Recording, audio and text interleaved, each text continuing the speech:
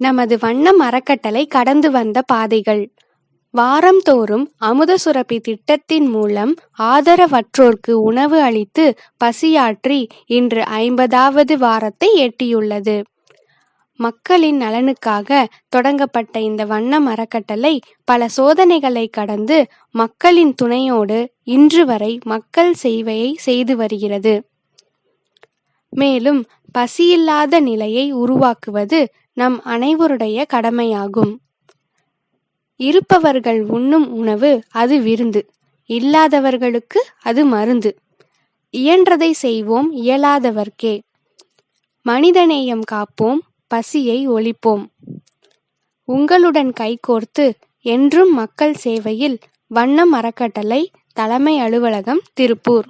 தங்களின் திருமண நாள், குழந்தைகள் பிறந்த நாள், முன்னோர்கள் நினைவு தினங்களில் பிறருக்கு உதவி செய்வதன் மூலம் இறை அருள் பெறலாம். இதற்காக சாலையோரத்தில் உள்ள முதியோர்களுக்கு ஒருவேளை உணவளிக்க தங்களால் இயன்ற உதவியை செய்யுமாறு அன்புடன் கேட்டுக்கொள்கிறோம்.